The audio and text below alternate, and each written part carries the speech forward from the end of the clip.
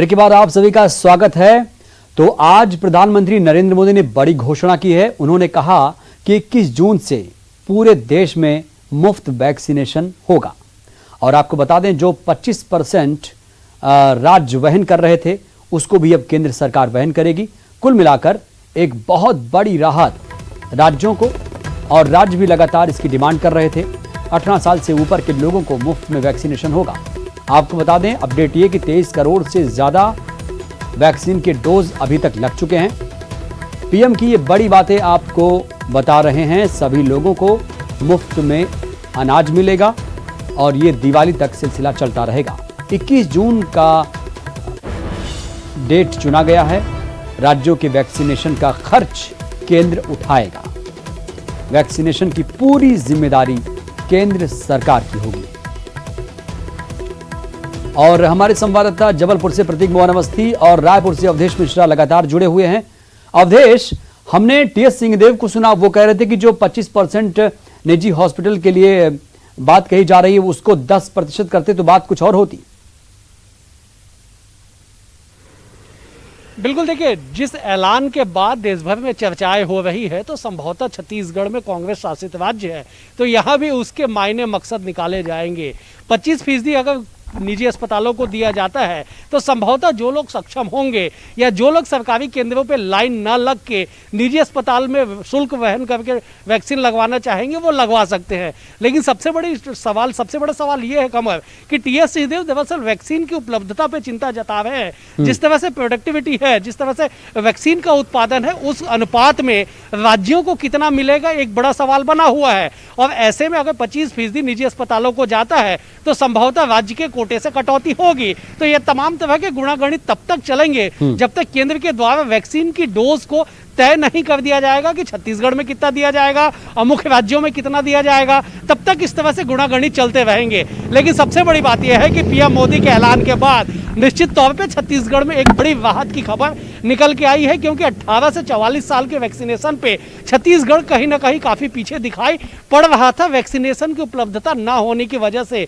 कमर, ये वही छत्तीसगढ़ है जहां पे एक दिन में 4 लाख वैक्सीन लगाने का जो टारगेट है वो छत्तीसगढ़ ने अचीव किया था। एक दिन में 4 लाख लोगों को वैक्सीनेट किया गया था। तब जब वैक्सीन की उपलब्धता थी, वैक्सीन की उपलब्धता ना होने के बाद ये घट के 25,000 प्रतिदिन के औसत पे आ जाती है। तो बताने के लिए काफी है कि वैक्सीन उपलब्ध ना होने के कारण अवधेश, अभी कल की ही बात है, कल की ही बात है, जो पूर्व मुख्यमंत्री रमन सिंह है वो चिंता जता रहे थे कि वैक्सीनेशन की जो रफ्तार है छत्तीसगढ़ में वो बहुत कम है।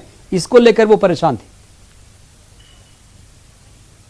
अब बिल्कुल, देखिए, संभवतः क्योंकि कोरोना के खिलाफ लड़ाई में सबसे बड़ा हथियार वैक्सीन को माना जा रहा है। और अगर ऐसे में छत्तीसगढ़ में जहां एक तरफ 4 लाख लोगों को एक दिन में वैक्सीन लगा, दूसरी ओर अगर आप 30-35 हजार लोगों को वैक्सीन लगाएंगे तो संभवतः लोगों को उस पूरे टारगेट को कवर करने में जो लंबा समय लगेगा उसको लेके कोई भी राजनेता चिंतित होगा। और यही वजह है कि पूर्व मुख्यमंत्री डॉक्टर रमन सिंह ने न केवल स्थितियों पर चिंता जताई बल्कि मैनेजमेंट पर भी सवाल उठाया कि छत्तीसगढ़ की राज्य की जो मैनेजमेंट है वो मैनेजमेंट फेल है। और यही वजह है कि वैक्सीन की उपलब्धता नहीं हो पा रही है। वैक्सीन के वेस्टेज को लेकर भी काफी बवाल मचा। एक आंकड़े जारी किए गए कोविन पोर्टल के आधार पे कि छत्तीसगढ़ में 30% वैक्सीन की बर्बादी हुई है। उस पर भी तमाम तरह के जो है गतिरोध सामने आई, तमाम तरह की राजनीति हुई। लेकिन कुल मिला के कमर ये कि एक बेहद ही सुखद वाली खबर, क्योंकि छत्तीसगढ़ ही नहीं पूरे देश और पूरी दुनिया में कोरोना के खिलाफ सबसे बड़े लड़ाई में जो वैक्सीन की उपलब्धता, जो कारगरता है, उस वैक्सीन की उपलब्धता जब सुनिश्चित हो जाएगी तो संभवतः छत्तीसगढ़ में जिन भी लोगों को वैक्सीनेट होने से जो लोग बचे हैं वो उन तक वैक्सीन पहुंचेगा, वो वैक्सीन अपने आप को लगवाएंगे और हम सबसे पहले सुरक्षित होंगे।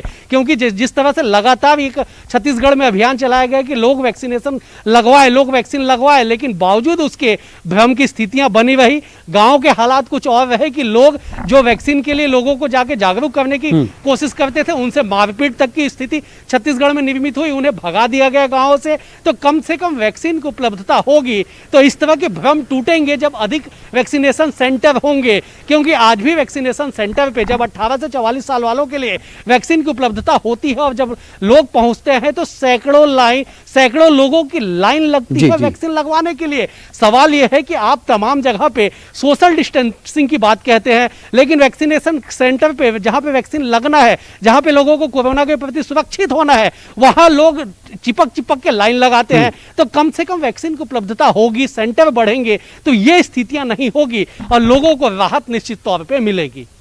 बिल्कुल, तो सिर्फ वैक्सीन की उपलब्धता करवा देना ही काफी नहीं है, ग्राउंड लेवल पर उसको मैनेज करना भी बहुत बड़ी बात है।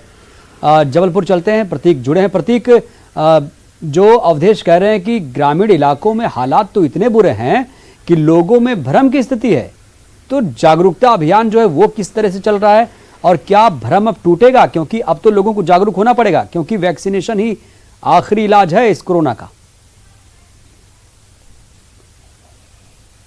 देखिए बेशक कमरुद्दीन, ग्रामीण अंचलों की तस्वीरें हमने दर्शकों को दिखाई है, किस तरीके से जो सर्वे टीम है उसे अंदर नहीं घुसने दिया गया। एक और महत्वपूर्ण बात सामने आई थी कि जो फर्स्ट डोज ग्रामीणों को लगा, उसके बाद पोस्ट वैक्सीनेशन इफेक्ट क्या होंगे। अमूमन हमें बुखार आती है या अन्य समस्याएं होती हैं, इस बात से अवगत नहीं कराया गया और यही वजह थी कि आज भी करीब 65% ग्रामीणों ने सेकेंड डोज नहीं लगवाया है। ये एक बड़ा आंकड़ा होता है और ये इसकी प्रमुख वजह यही है कि पोस्ट फर्स्ट वैक्सीनेशन इफेक्ट के बारे में ग्रामीणों को अवगत नहीं कराया गया और यही वजह थी कि सेकेंड डोज के लिए कोई आगे नहीं आया और जब टीम उनके गांव पहुंची तो उन्हें बाहर से ही रवाना कर दिया गया। बेशक ये चुनौतियां तो वाकई सरकार के सामने और प्रशासन के सामने होंगी, लेकिन अभी सबसे बड़ी बात यह है कि प्रधानमंत्री नरेंद्र मोदी ने कहीं ना कहीं एक बड़ी घोषणा कर दी है कि सभी को मुफ्त वैक्सीनेशन 21 जून से लगाया जाएगा। चूंकि उपलब्धता की चिंता हर ओर है कि आखिर कहां से वैक्सीन आ रही है, तो कहीं ना कहीं केंद्र सरकार ने भी इसको लेकर के खाका तैयार कर लिया है और तभी प्रधानमंत्री नरेंद्र मोदी आज देश के सामने आए थे और इतनी बड़ी घोषणा उन्होंने की है। चाहे अनाज की भी हम बात कर लें, वो भी एक बड़ी घोषणा है, उसे अपन नजरअंदाज नहीं कर सकते। अक्टूबर तक यानी नवंबर तक मेरे ख्याल से मुफ्त अनाज जो है वो 80 करोड़ की आबादी जो देश की है उससे उपलब्ध होगा। वैक्सीनेशन की जहां तक बात है, इसके लिए बच्चों के लिए भी कहीं ना कहीं ट्रायल शुरू हो गया है। नेजल वैक्सीन के लिए कहीं ना कहीं सरकार अभी तैयारी कर रही है, ये बात भी प्रधानमंत्री नरेंद्र मोदी ने अपने संबोधन में यहां पर कही है। तो जिस प्रकार से WHO के तमाम मापदंड होते हैं उसको लेकर के वैक्सीनेशन का पूरा जो कार्य है वो यहां पर किया जा रहा है। हमने पहले ही बात करी कि किस प्रकार से राज्य कहीं ना कहीं परेशान थे कि आखिर वैक्सीन कहां से आएगी। ग्लोबल टेंडर के लिए अमूमन हर राज्य मजबूर हो रहा था कि वो खुद ही अपने स्तर पर वैक्सीन की व्यवस्था करने जा रहा है। और मध्य प्रदेश की अगर बात कराएं तो विशेष रूप से हमने देखा था कि जो कोरोना आपदा को लेकर स्वतः संज्ञान याचिका मध्य प्रदेश हाईकोर्ट में चल रही है, सरकार ने स्पष्ट किया था कि वे जल्द ग्लोबल टेंडर के माध्यम से वैक्सीन की आपूर्ति करेगी। तो सबसे बड़ा रिलीफ इस वक्त मैं कह सकूंगा कि तमाम राज्यों को होगी जो वैक्सीन के लिए दर भटक रहे थे, ग्लोबल टेंडर की बात कर रहे थे, दूसरे देशों पर निर्भरता राज्यों की होती। इस बीच कितनी लंबी प्रोसेस हो जाती ये पता नहीं था, लेकिन अब इन तमाम बातों पर विराम लगते हुए ये स्पष्ट हो गया है कि वैक्सीन पूरे देश को मिलेगी, मुफ्त मिलेगी और जल्द से जल्द मिलेगी और करोड़ों देशवासी जो है वैक्सीनेट हो सकेंगे। तमाम चुनौतियां होती हैं, हम चाहे ग्रामीण अंचलों की बात करें या अन्य चीजों की बात करें, तो इन चुनौतियों को भी पार करना होगा। लेकिन फिर भी ग्रामीण अंचलों में वैक्सीन लग तो गई है, अब भले ही उन्हें परेशानी हो रही हो, सेकेंड डोज लगवाएं ना लगवाएं, इन भ्रांतियों को प्रशासन जल्द दूर करेगा और अब हर कोई जागरूक है, सजग है और इसी सजगता के साथ आगे बढ़ना है, तभी कोरोना पे पूरा देश जो है वो विजय पा पाएगा। और ग्रामीण अंचल विशेष रूप से जहां वैक्सीनेशन के सेकेंड डोज को लेकर के तस्वीर सामने आई है कि 65% लोगों ने अब तक वैक्सीन नहीं लगवाया, विशेष रूप से मैं जबलपुर की बात कर रहा हूं, शायद अन्य जिलों में बेहतर स्थिति हो, तो उनके भ्रम को दूर करने के लिए भी कैंपेन लगातार स्वास्थ्य महकमा भी चला रहा है ताकि लोग अवेयर हो सके। और अब जब मुफ्त डोज की बात हुई है तो लोग भी कहीं ना कहीं आकर्षित होंगे इस वैक्सीनेशन के लिए। हमने लंबी लंबी कतारें भी लगती हुई देखी हैं और ये चिंता भी देखी है लोगों की कि आखिर उनका नंबर नहीं आ पा रहा है। तो इतना तो विश्वास है कि वैक्सीनेशन के प्रति जनता उत्साहित है, भले ही ग्रामीण तबका या कुछ एक विशेष तबका अब तक रुचि ना ले रहा हो या डर रहा हो, तो उन्हें भी कहीं ना कहीं जल्द से जल्द प्रशासन जो है जागरूक करेगा। और अब अगली नजर सबकी होगी कि किस तरीके से आपूर्ति होती है। जब बहरहाल जिन लोगों को पैसा देके लगवाना है निजी क्षेत्रों में, जो इन लंबी लंबी लाइनों से बचना चाहते हैं, जो क्रीमी लेयर है वो बेशक पैसे देकर वैक्सीन लगवा सकते हैं, उनके लिए ऑप्शन खुला यहां पर रखा गया है। निजी अस्पतालों के लिए जो 25% वैक्सीन निजी अस्पतालों को दी जाएगी, तो हर वर्ग को ध्यान में रखते हुए फिलहाल हम ये कह सकते हैं कि एक अच्छा कदम, लेकिन किस तरीके से इसे परिपालन किया जाता है, इसे चरितार्थ किया जाता है, ये देखकर दिलचस्प होगा। जिस प्रकार की घोषणा है अगर उस तरीके से आगे कार्य होता है तो वाकई सरकार का एक कदम सराहनीय है। हर वर्ग का ख्याल रखा गया है।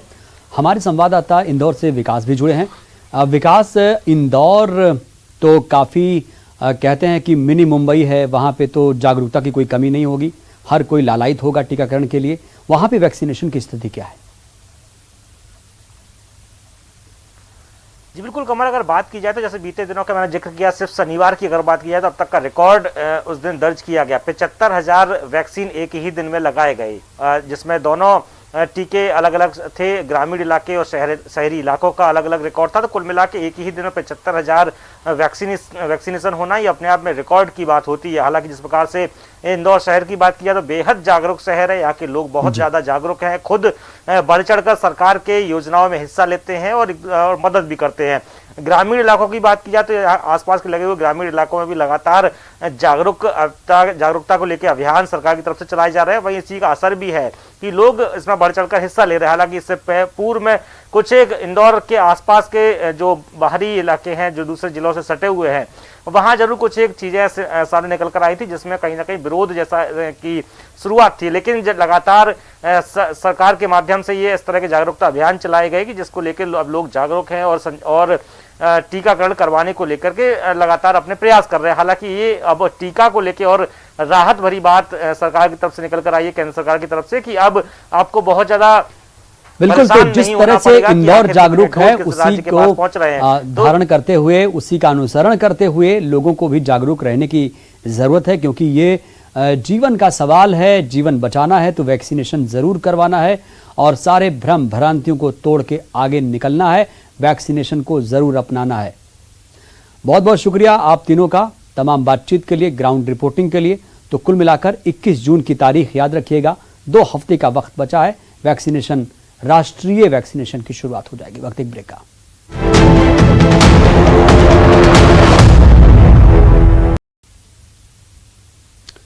ब्रेक के बाद आप सभी का स्वागत है। बड़ी खबर यह कि मुख्यमंत्री शिवराज सिंह ने आज 2 अहम ऐलान किया। एमपी में स्ट्रीट वेंडर योजना जारी रहेगी। कोरोना में सबसे ज्यादा असर हुआ, रोजगार पर असर पड़ा। योजना में 10,000 तक का लोन मिलता है। 22,670 शिक्षकों की भर्ती प्रक्रिया भी तेज होगी। डॉक्टर, पैरामेडिकल स्टाफ के साथ शिक्षकों की भर्ती भी शुरू हो जाएगी।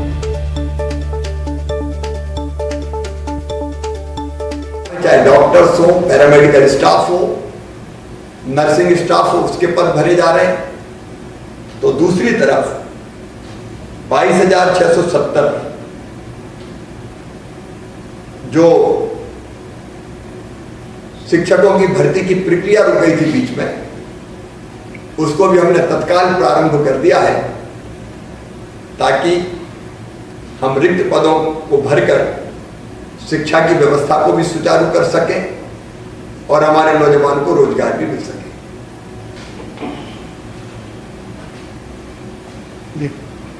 कोरोना काल में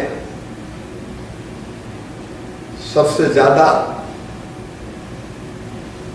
अगर प्रभाव पड़ा है तो रोजगार के अवसरों पर पड़ा है। यद्यपि इस दूसरी लहर के बीच भी मध्य प्रदेश में हमने लगातार कोशिश की। जितने स्ट्रीट वेंडर थे उनके खाते में पैसा डाला, भवन निर्माण कर्मकार मंडल के जो हमारे मजदूर थे उनके खाते में पैसा डाला, किसानों के खाते में पैसा डाला। लेकिन केवल पैसा डालना समाधान नहीं है, रोजगार के अवसरों को भी हमको बढ़ाना पड़ेगा।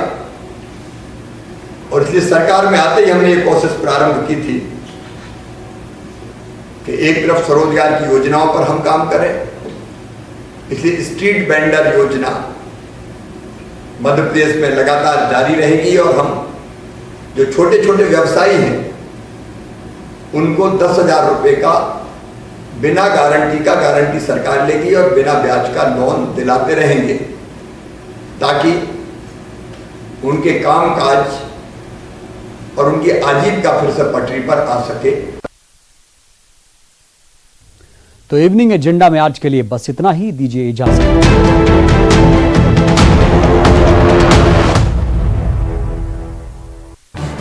इस न्यूज हेडलाइंस के प्रायोजक पेट सफा आयुर्वेदिक जून, पेट सफा हर रोग दफा।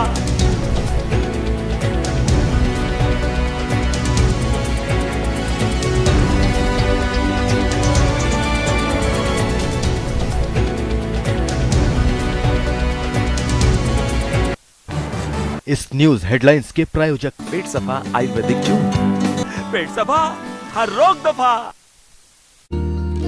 मामा जमीन पे लेटना इतना अच्छा क्यों लगता? बड़ावद पुलिस पर आरोप है, एसपी ने 3 जवानों को किया सस्पेंड। भोपाल के अयोध्या नगर में सूने मकान के लाखों की चोरी, चोरों ने लाखों के जेवर और नकदी किया हाथ साफ। सीसीटीवी के आधार पर चारों चोरों की तलाश में जुटी पुलिस। उज्जैन के आरडी गार्डी मेडिकल कॉलेज के पास कार में लगी भीषण आग, आग लगने के बाद पेट्रोल टैंक में विस्फोट। खंडवा में नकली बीज मिलने के बाद उज्जैन में कृषि और बीज विभाग ने की छापेमारी, 4 बीज दुकान से लिए गए सैंपल। महंगाई के खिलाफ मंडला में युवा कांग्रेस ने मंडला किया प्रदर्शन, घंटा बजाकर कार्यकर्ताओं ने जताया विरोध। इंदौर में वैक्सीन सेंटर पर मनाया गया जन्मदिन, शासकीय स्कूल में बीजेपी की महिला कार्यकर्ता का मनाया गया जन्मदिन, वीडियो हुआ वायरल। आगरमालवा में महिला ने की शराबी युवक की पिटाई, महिला के साथ छेड़खानी का आरोप। बैतूल के रंभा गांव में जायदाद की लालच में बुजुर्ग आदिवासी महिला को उसकी बेटी के ससुराल वालों ने पीटा, तमाशबीन बने रहे लोग, पुलिस ने किया दर्ज मामला। उज्जैन को अत्याधुनिक थाने की मिली सौगात, सभी सुविधाओं से लैस बना थाने का उद्घाटन, लोहे के कंटेनर में 2017 में चल रहा था नागझीरी थाना। आगरमालवा के सुसनेर में वैक्सीनेशन सेंटर पर वैक्सीन लगाने वाले लोगों को बांटे गए पौधे, पौधों की देखभाल का लिया संकल्प। ग्वालियर में लोगों को जागरूक करने के लिए मंत्री प्रद्युम्न सिंह तोमर ने अपनाया अनोखा तरीका, सब्जी कारोबारियों के पैर छूकर की मास्क लगाने की अपील। बीजेपी युवा मोर्चा ने गृह मंत्री तमारध्वज साहू को बताया गुमशुदा, रिपोर्ट लिखाने पहुंचे थाने, कांग्रेस ने किया पलटवार। धमतरी में सब इंस्पेक्टर ने फांसी लगाकर की खुदकुशी, टिम्बक राव नायक बीमारी की वजह से थे परेशान, आजाद थाने में तैनात थे इंस्पेक्टर। जांजगीर चांपा के अकरतला थाना इलाके में सट्टा खेलने का आरोपी गिरफ्तार, आरोपी के पास से नकद और सट्टा पट्टी बरामद। कवर्धा में पुलिस ने शासकीय कार में बाधा पहुंचाने के आरोप में युवक को किया गिरफ्तार, शराब के नशे में हंगामा कर रहा था युवक, पुलिस के कर्मियों के साथ भी की धक्का मुक्की। जांजगीर चांपा के अकरतला इलाके में किराने की दुकान की आड़ में शराब की बिक्री, पुलिस ने आरोपी को किया गिरफ्तार। कवर्धा में धीमी हो रही कोरोना की रफ्तार, 24 घंटे में मिले 14 लोग कोरोना मरीज, 47 डिस्चार्ज हुए। कवर्धा में कांग्रेस कार्यकर्ताओं ने अपने अपने घरों के बाहर दिया धरना, केंद्र सरकार के खिलाफ की नारेबाजी, महंगाई का किया विरोध। जगदलपुर में नशे के में धुत ट्रक ड्राइवर ने पुलिसकर्मी को कुचलने की कोशिश, पूरी घटना सीसीटीवी में कैद, आरोपी ड्राइवर को ट्रक सहित कर लिया गया गिरफ्तार। ईडी ने छत्तीसगढ़ के कई जिलों में तैनात रहे पीएचई के इंजीनियर की संपत्ति की कुर्क, सुरेंद्र चंद्र के 1 करोड़ 72 लाख की संपत्ति को किया अटैच, सभी सस्पेंड। छत्तीसगढ़ में 12वीं